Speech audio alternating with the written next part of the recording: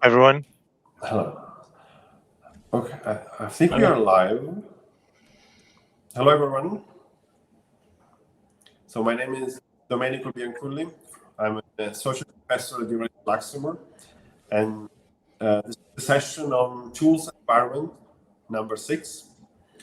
We have a 6-talk lineup for the first 30 minutes, and then we will have 30 minutes for a discussion with the question and answer. So our first speaker is Chris Timperley. Chris, please. All right, yeah, thank you very much. Thanks for the introduction. So I'm Chris Timperley. I'm a special faculty member at Carnegie Mellon, and today I'm going to be presenting our paper, Understanding and Improving Artifact Sharing in Software Engineering Research. This was work jointly conducted with Lauren Herkes, Claire Legues, and Michael Hilton, all my colleagues at CMU, and published originally at Empirical Software Engineering last year. So before I begin, what is an artifact? Artifacts are the tools, benchmarks, and other resources that are created during the course of a research study. Looking back over the last few years, from our study, we found that most papers in software engineering include a link to the artifacts from their study in the form of a URL in the paper. This sharing of artifacts has significant benefits for the community. It provides evidence for important results. It improves the understanding of an associated paper by giving us an implementation or additional data, and it allows others to extend and reuse tools and data sets in subsequent studies. However, a key problem with this informal artifact sharing is that you get no guarantees about artifact quality.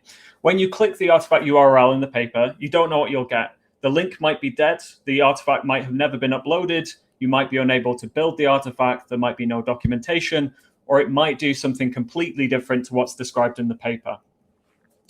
So how can we avoid some of these quality issues and tap into the full potential of artifact sharing? Artifact evaluation has been proposed as one solution to this problem. Following paper acceptance, authors are invited to submit their artifacts for evaluation to a committee. If that evaluation, that review is successful, a badge will be awarded to the paper. However, despite the spread of artifact evaluation processes, which are now at ICSE, ASE, FSE, so on, we found from our data that relatively few authors actually choose to participate. That is, while most papers informally share artifacts, few of them are evaluated. So how can we bridge this gap, get more authors to participate in artifact evaluation, and ultimately improve the quality of artifacts?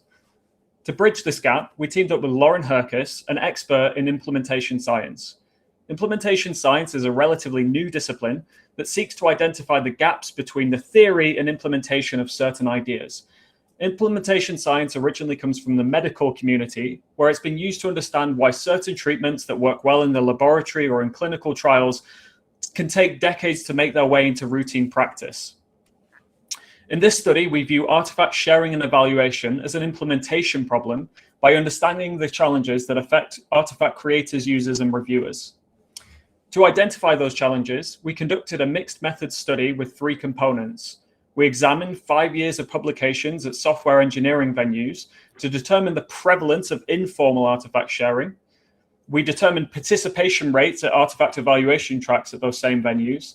And finally, we conducted an open-ended questionnaire of paper authors. Following an analysis of our results, we identified 12 high-level challenges that affect creators, users, and reviewers of artifacts.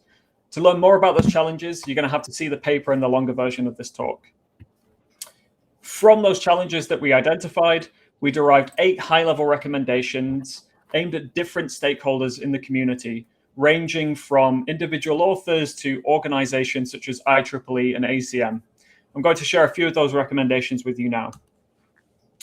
One of the challenges that we identified is that it can be costly, time-intensive, or impractical for artifact reviewers to conduct evaluations on their own machines. For example, fuzzing and program repair experiments may take weeks or even months to run. One way to combat this problem is to provide artifact reviewers with cloud computing resources that they can use for evaluation. Optionally, authors could also be given access to a cloud instance prior to a review to allow them to preempt and address any issues that might arise. Of course, providing cloud compute resources costs money. To help cover some of these costs, funding agencies and professional organizations might consider creating supplements for artifact-related activities. Another challenge that we observed was that authors can find artifact badges and their associated criteria to be vague and confusing. We propose that authors make explicit claims about what their artifact does in a document that's provided with that artifact. Those claims can then be evaluated by the reviewer, who can leave feedback in that same document and validate those claims. And then users can actually inspect what happened during evaluation and get a much better idea of what claims have been validated. To see more of our recommendations and all of our results, please read the paper and see the longer version of this talk. Thank you for listening, and I look forward to answering your questions. Thank you, Chris. So our second speaker, according to my record, is Felipe Cargo from Huawei. Yeah, I'm here. Perfect. My name is a little bit different on the system because I had some registration problems, and so I logged with one of my co-authors' account. But yeah, I am Felipe. Okay, please go ahead. All right.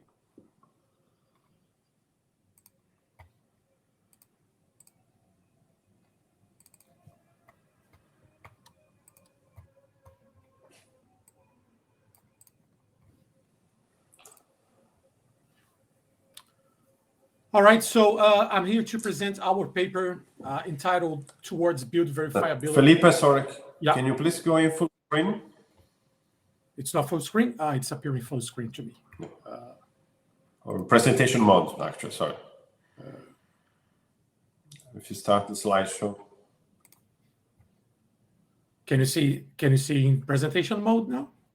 No, we still see PowerPoint as editor. Wow, that's weird. Because I see a total different thing. Okay, so let me try something. 1 second.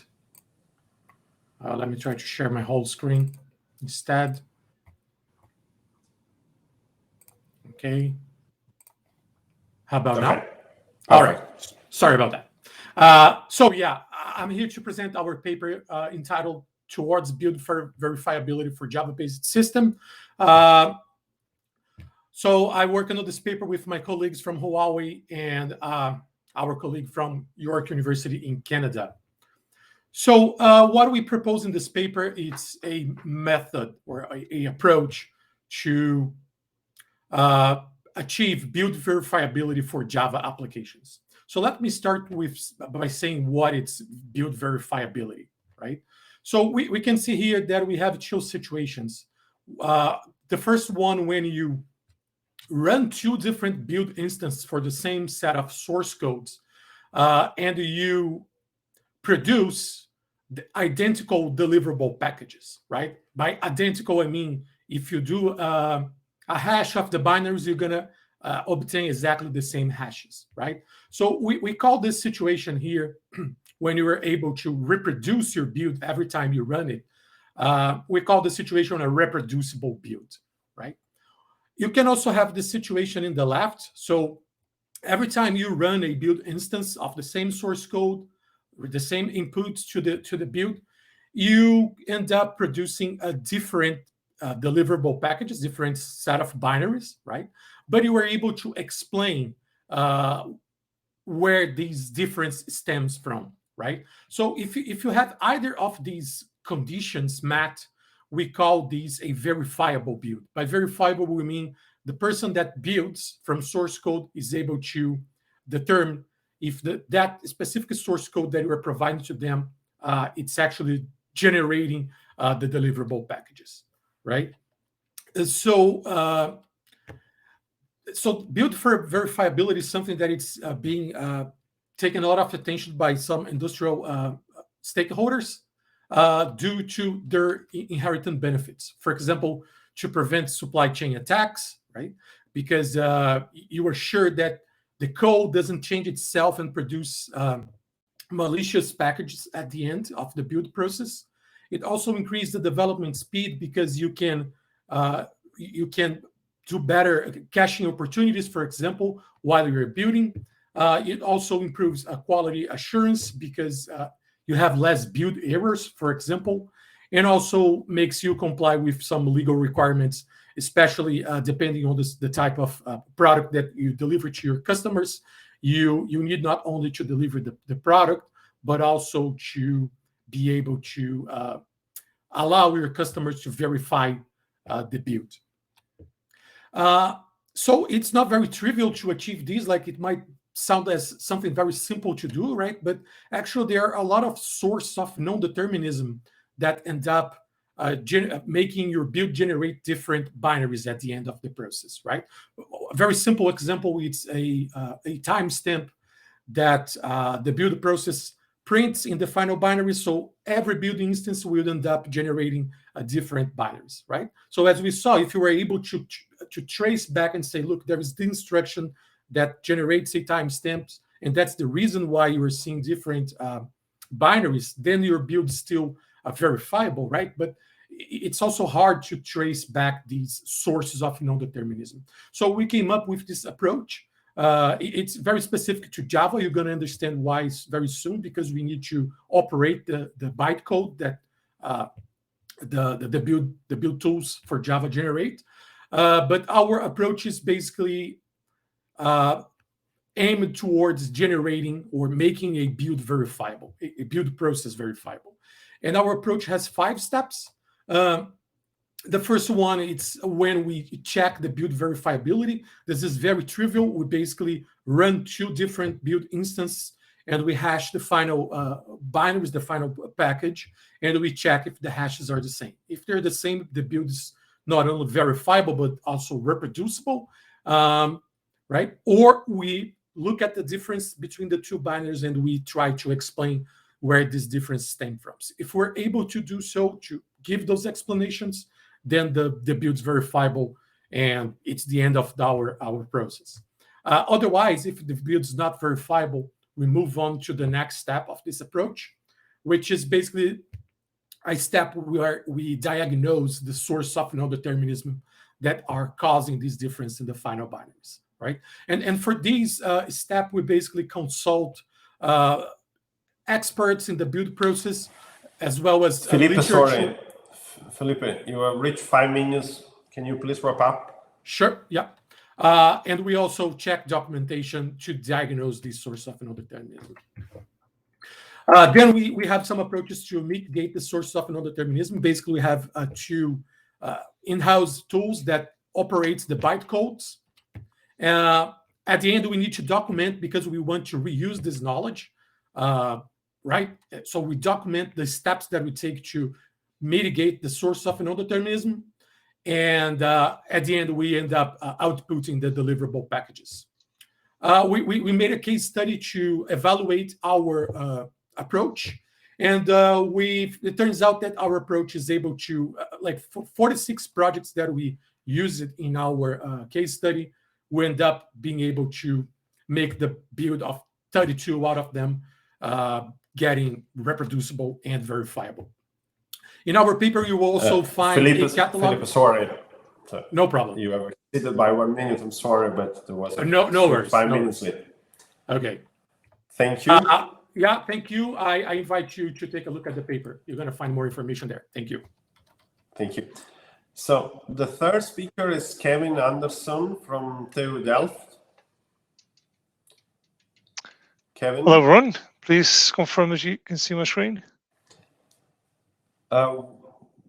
We can hear you, and we see a browser. You don't see my presentation yet? No. Let me check. You might want to drag the window. One more try. There we are.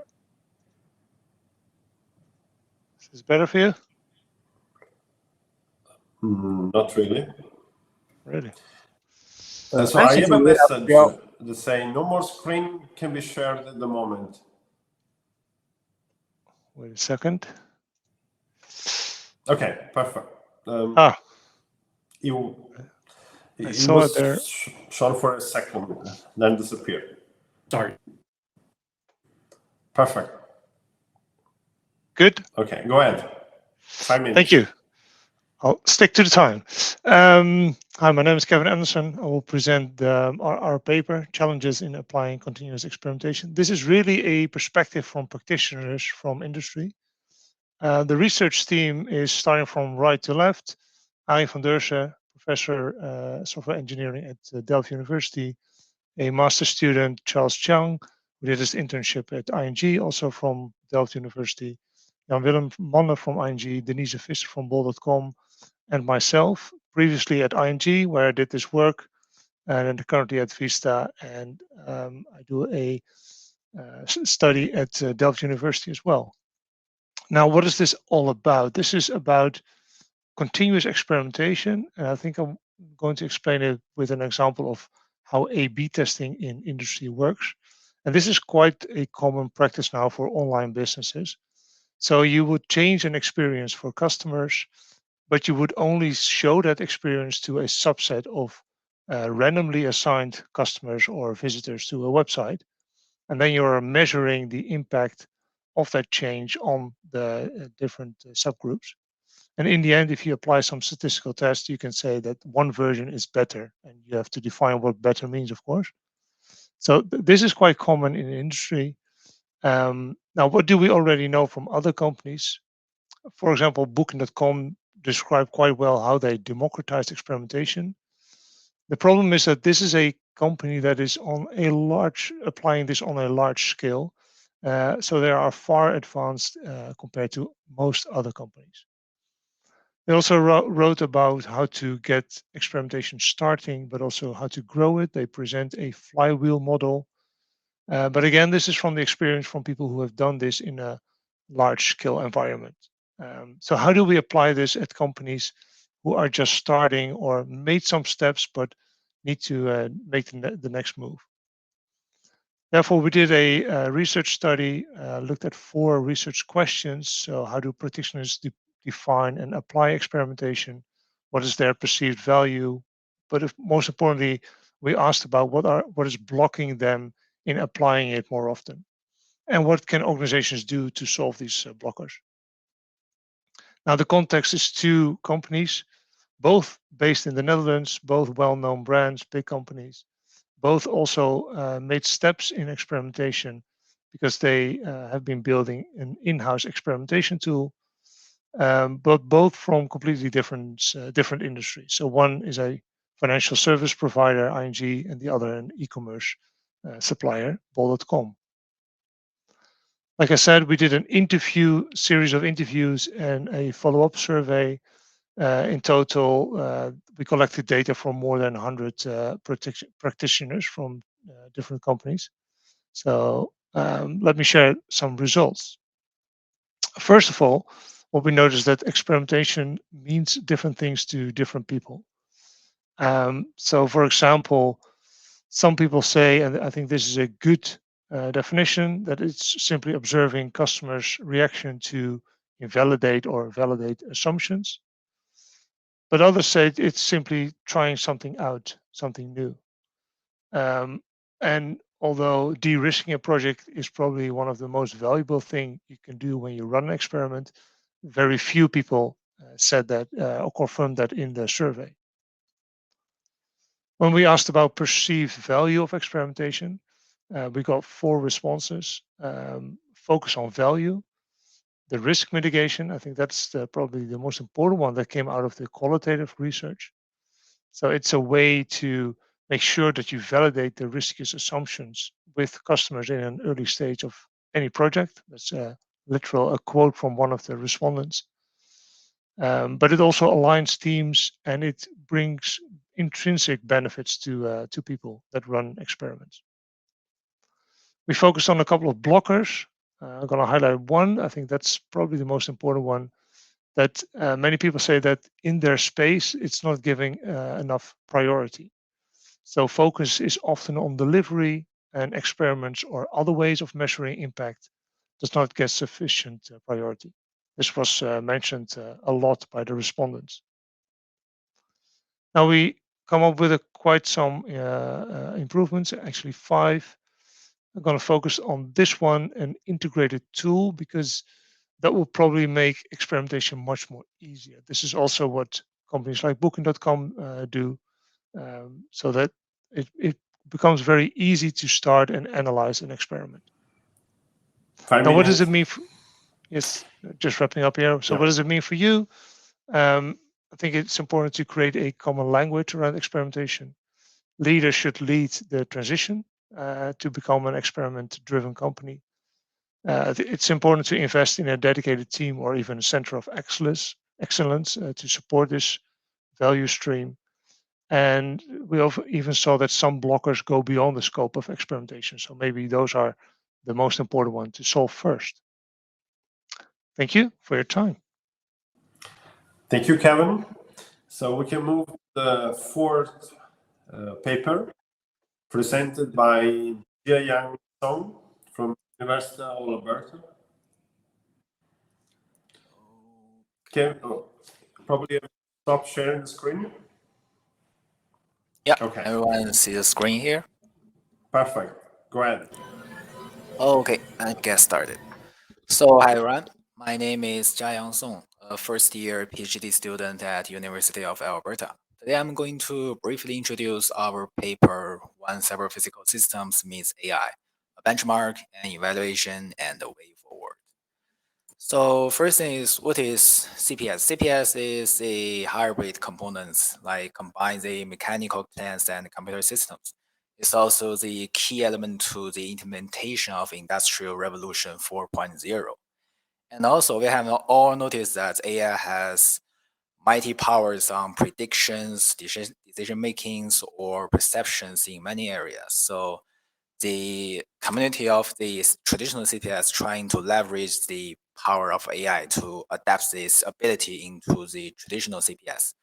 So specifically here in this paper, in our work, we try to replace the traditional controllers with AI controllers, more specifically the deep reinforcement learning based controllers.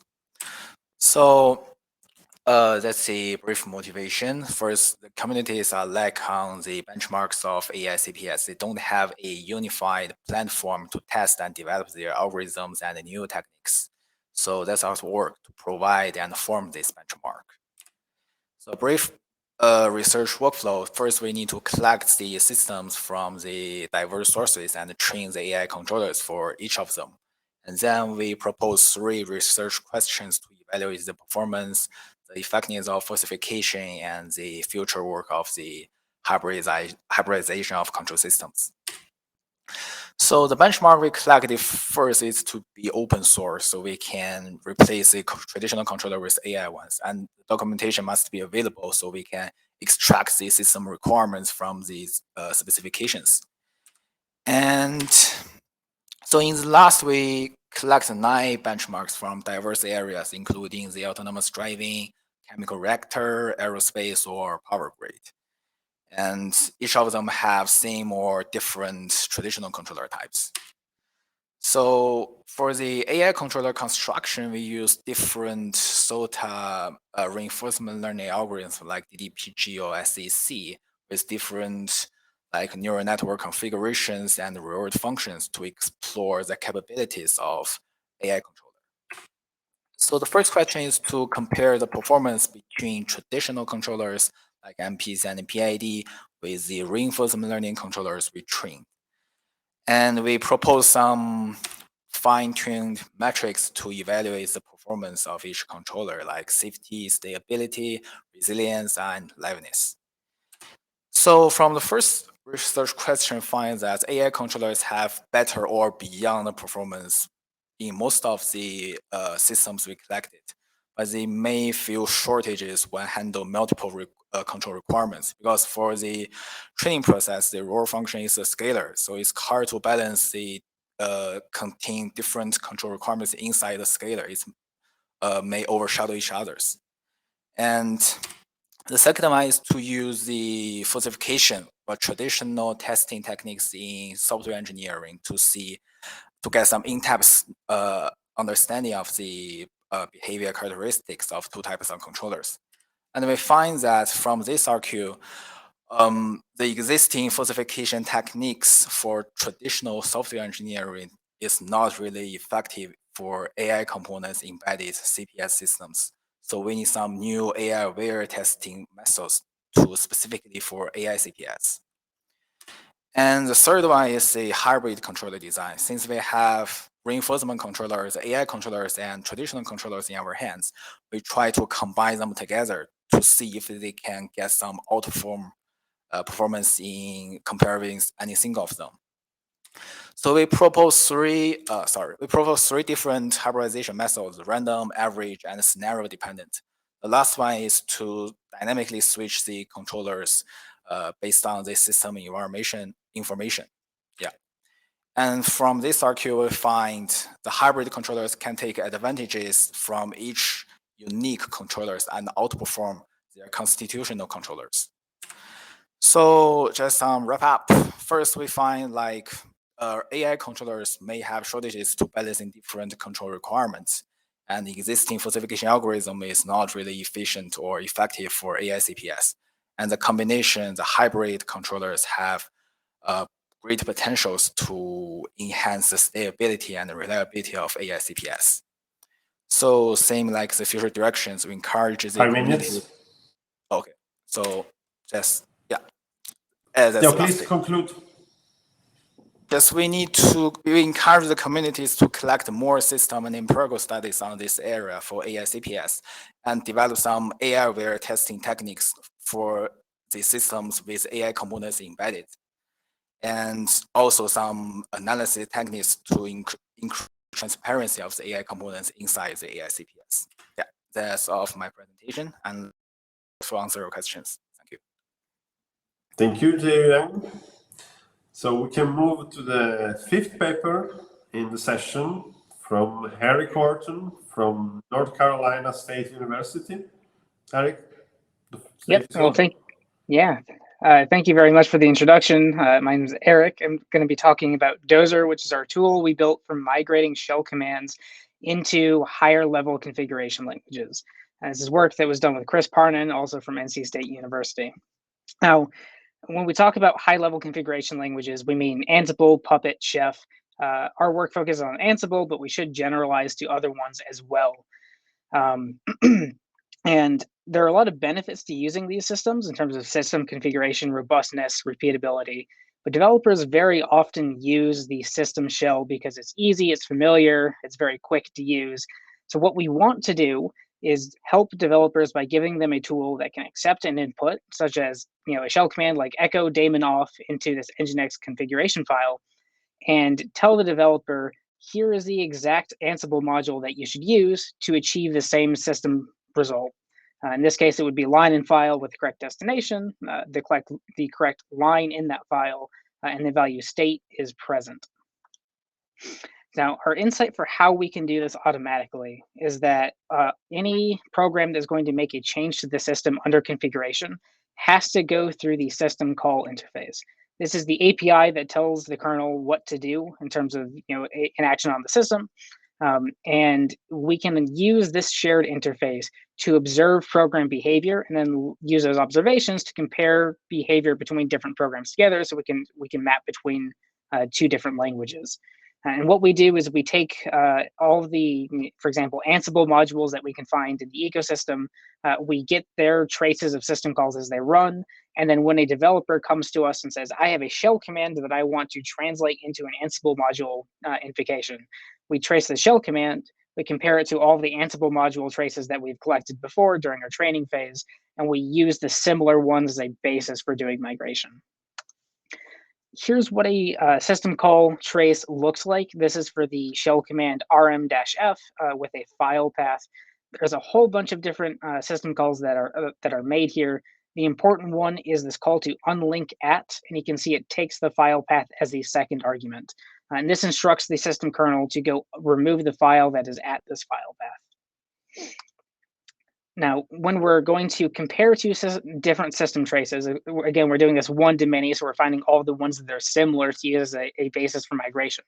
But a single comparison looks something like this. If we take our shell command on the right and an Ansible module on the right, shell command on the left, what we'll do is we'll look for instances of those parameters that are in system calls, step number one.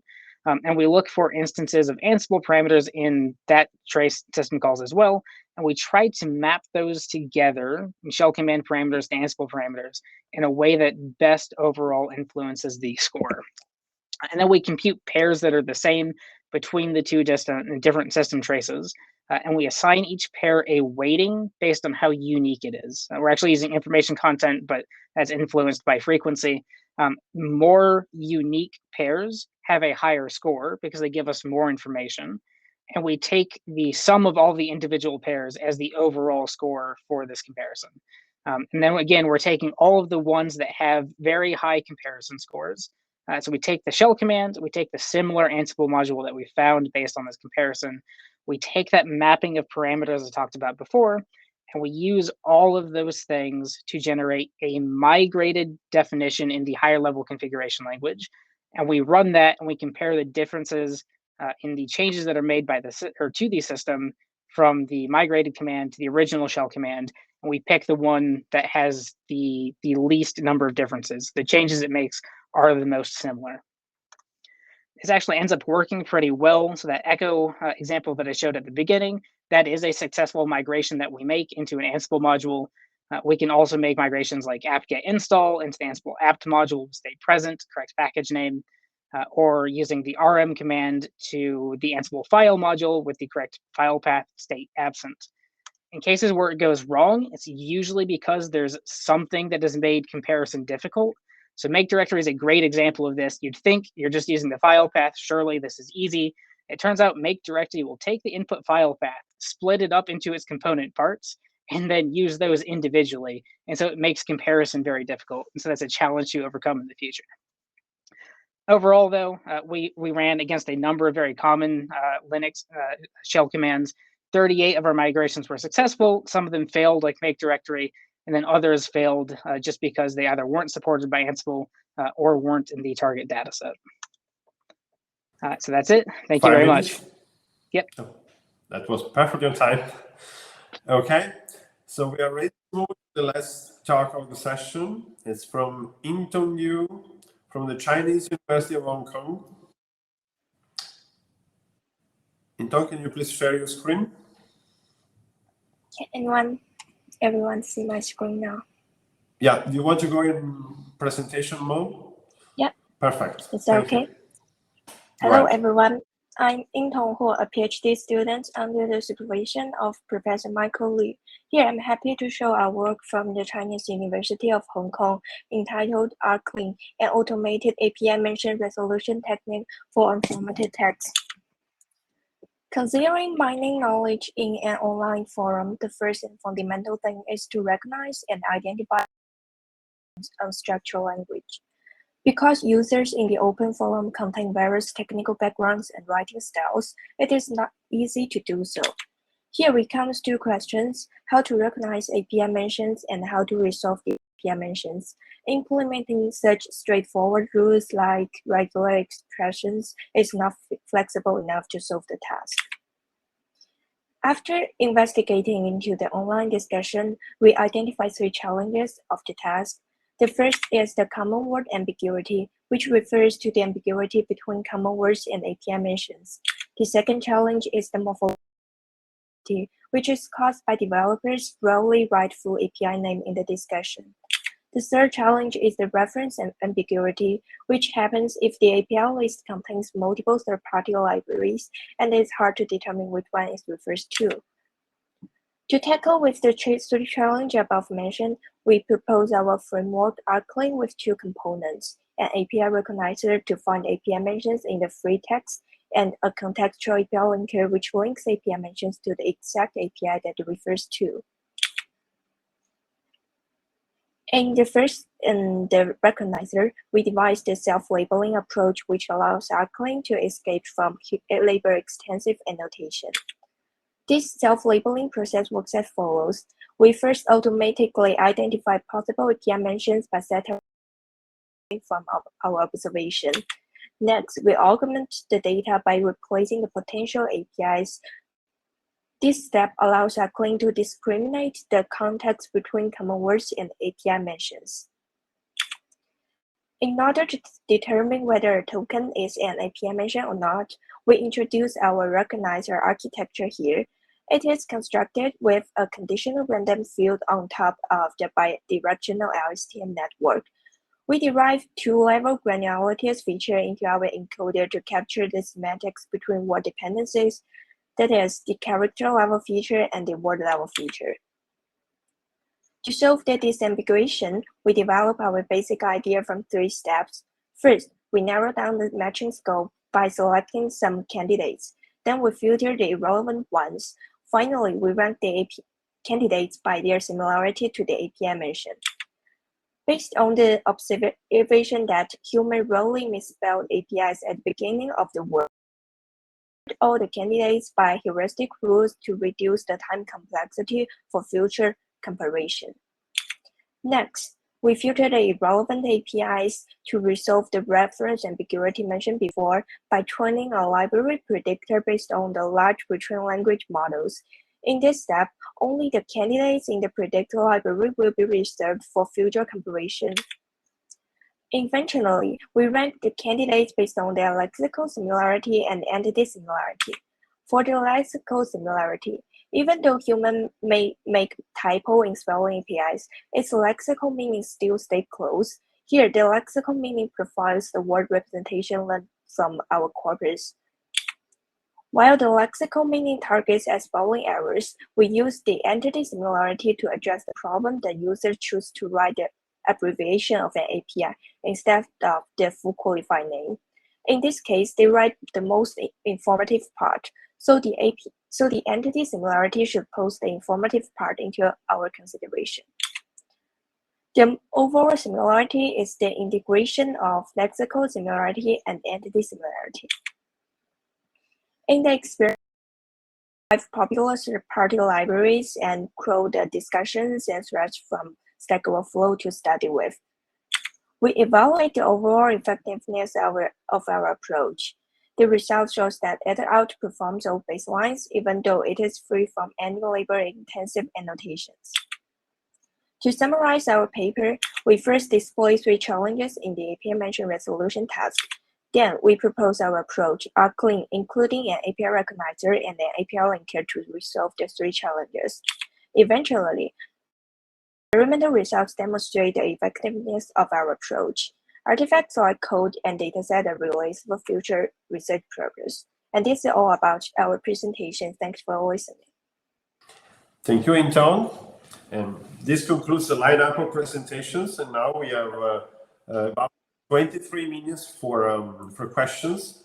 So I invite the audience to write their question on the chat. They can mark as a question, so it will be highlighted. We already have one question. Actually, I see Mathieu. Mathieu, maybe you can just ask the question by opening your mic. Sure. Well, thanks for Chris about the artifact sharing. First, thanks, really great talk and subject. So I really agree that we should have better ways to share artifacts and more standardized ways. The paranoid though thinks that maybe by having too much overhead when we try to share artifacts, we might deter some authors from sharing even low quality artifacts, which might be better. But I was wondering, what is your opinion? Do you think this is like the price to pay? Yeah, no, I think that's a really valid concern to have. That we don't want to raise the barrier even further on artifact evaluation. There's not enough people participating in it right now, so it's not really meeting those goals. So I think it's really a combination of, can we reduce the costs both for the artifact authors and for the reviewers, everybody involved? Maybe bump up some of the incentives, because right now, you think about how you spend your time, the opportunity cost. You could spend your time building that artifact or writing another paper, and feel like your research career, being honest, it's probably better to work more on that technical track publication, right? So kind of working together as a community to maybe, have citation metrics for artifacts, to include that, like formally recognize that, I think would help to address that.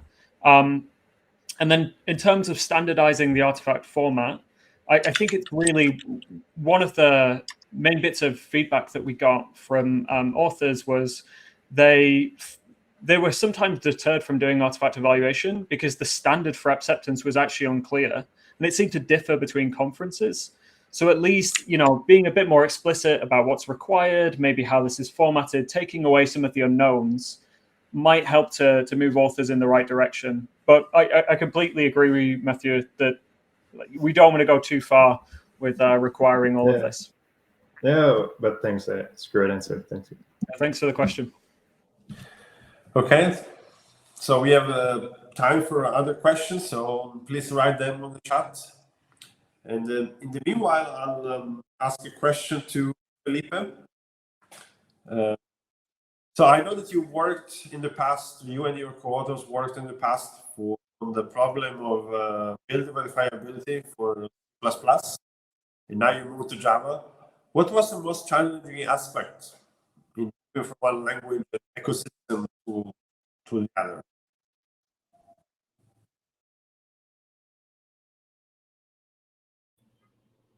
Yeah, thanks for the question. Well, we have actually different challenges when we're talking about Java and C and C++. So basically, the problem with Java is that the build tools that build Java programs have tools for themselves, and most of the non-verifiability sources of non-determinism stem from the Java from the JVM, right? So we had this problem, chicken egg problem.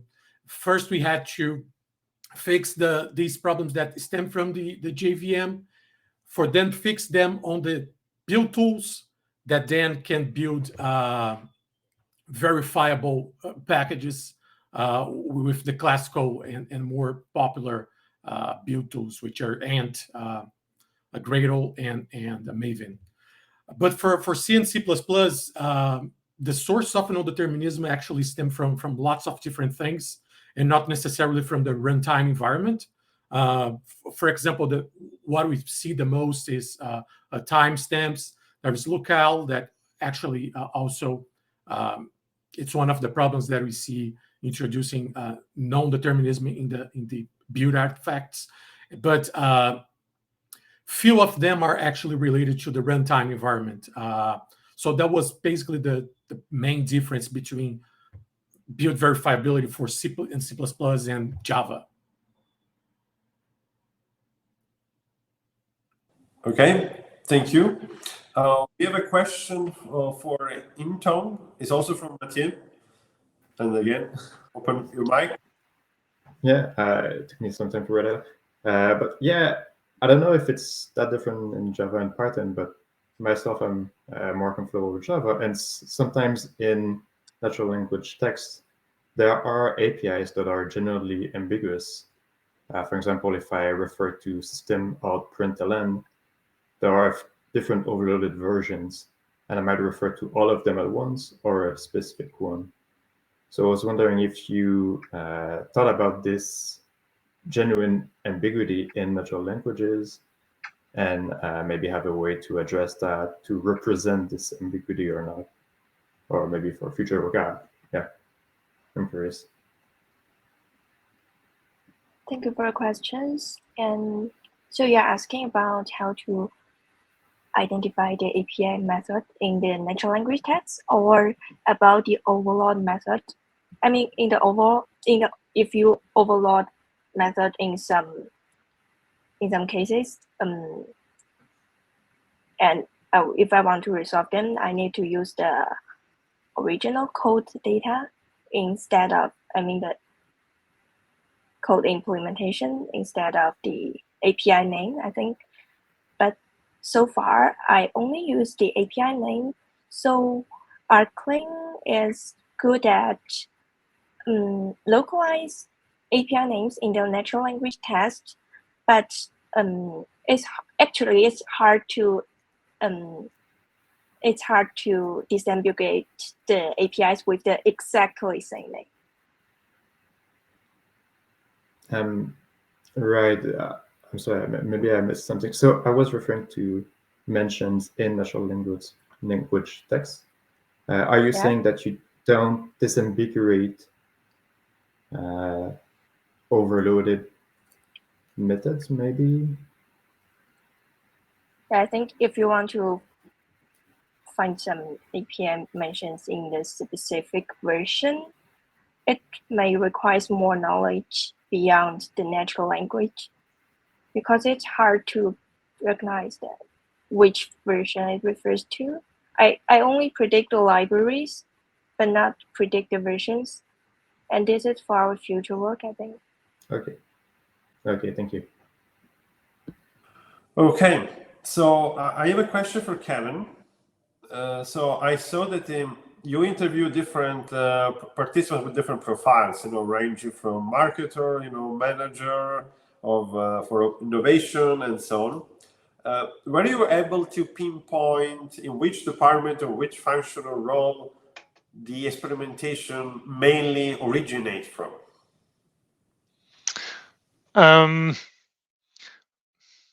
Yeah, thank you for the question first. I think that the context, the two companies where we did the research, both work in teams that have multidisciplinary backgrounds. So that means oftentimes there's at least one or two people from business, or product manager, or a data analyst, and often a couple of the data engineers, software engineers. So there's a mix of people in those teams. We did see issues with teams where that mix is not so much there already. So some teams are more geared to like a business team with maybe one data analyst, but no access or no direct access to software engineers. And other teams are mostly consist mostly of software engineers. So it's hard to say where it originates from. I think oftentimes it's the business person who comes up with the hypothesis, right? So the things that we want to test. But if that person runs into issues in getting it actually implemented, or because there are too many dependencies with other teams, then well, it stops, right? So teams are not able to experiment then. Thank you. I want to remind the audience member that they can ask questions in the chat, and we can also open the mic after booking the question in the chat. In the meanwhile, I'd like to ask a question to Ji-Yang. First of all, thanks for the work and publishing the benchmark. I think it's important in the work for people working on the CPS verification. So I read that you extracted the requirements, the STL specification from the requirements document. How do you judge the expressiveness of STL based on the requirements that you have analyzed? Were you able to express all of them in STL? Yeah, thanks for the question. So first, you said right, it's for some systems, like if there is a delay in the performance, like if some issues happen like the first time step, and maybe the bad consequence happened at first or fifth time steps, it's kind of hard to use STML to accurately represent this situation. But for our systems, for the 9 system we collected, we mainly focus on the safety issues. So there may be some edged performance issues, but they are not safety critical. So these issues, like the performance evaluation, can be hard to accurately express using STML formula. But the metrics we propose here are mainly for the safety issue. So the safety issue is kind of simple. So you need to keep the reference or maintain the distance, put the velocity reach to the user set velocity, or maintain some output to the reference value. So for the metrics we propose here, the STL can handle them well. Thank you.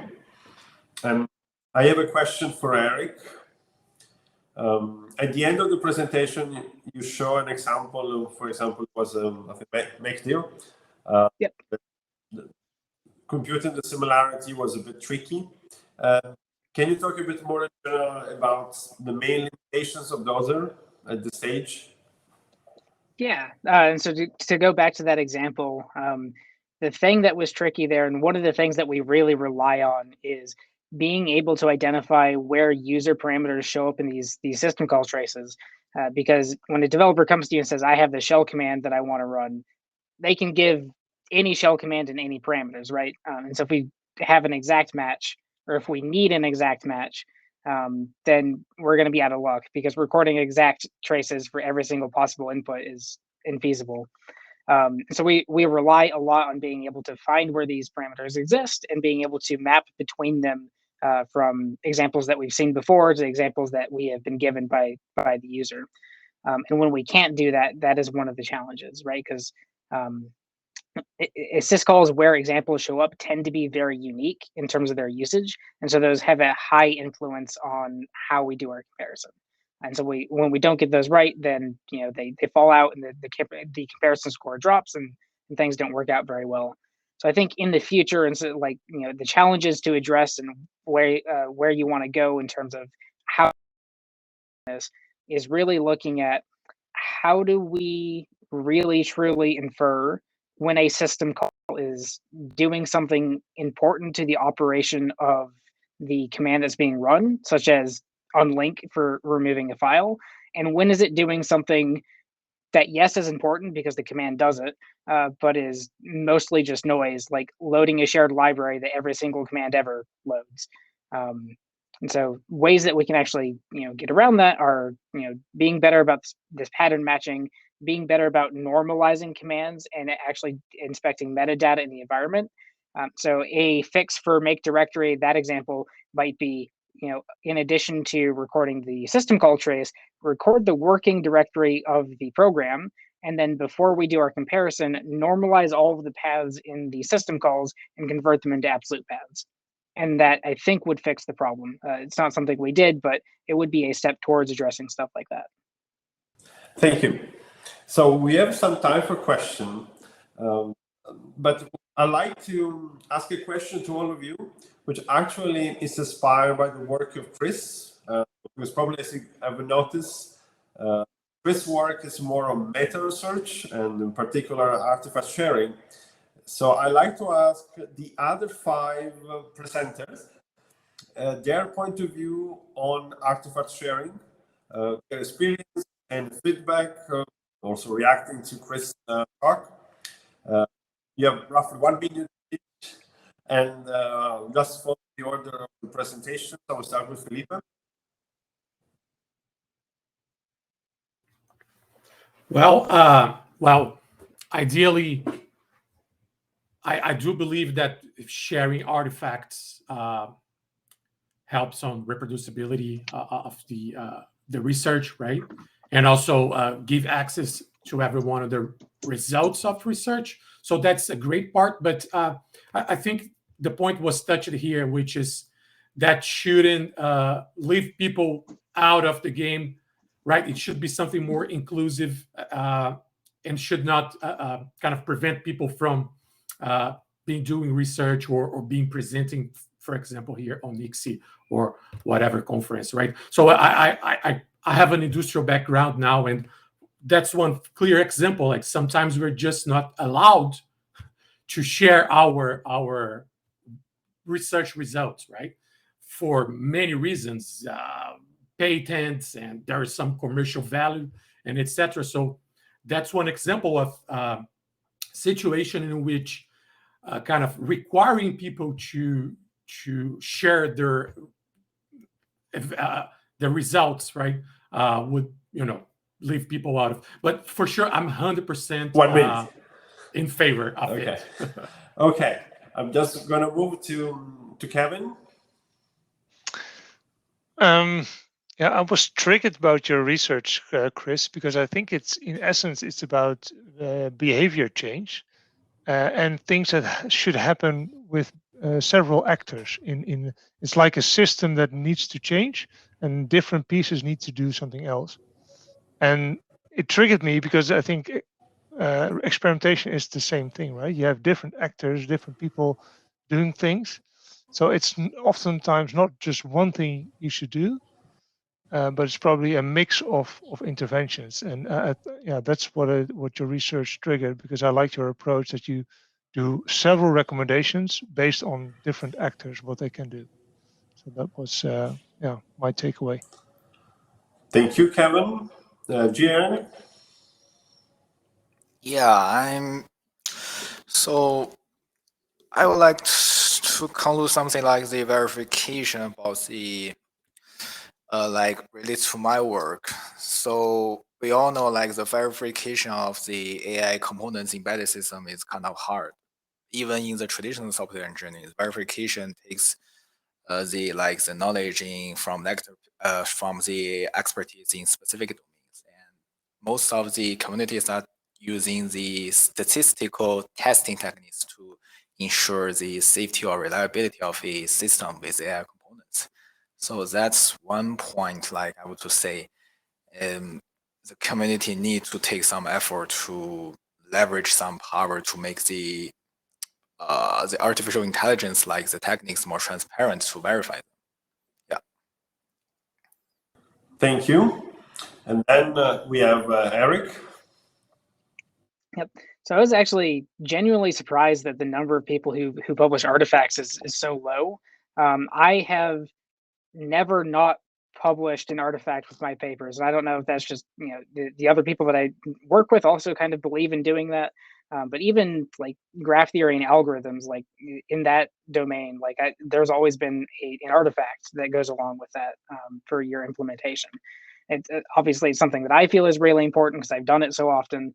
I think it's useful to the community, especially for replication. If you can just look at the code and see, here's what this person did, here's exactly how they implemented it. You can look at, inspect the code, and even run it. I was actually reminded a lot of some work that a colleague of mine did, Chris Brown. He worked in the same lab as me a couple of years ago.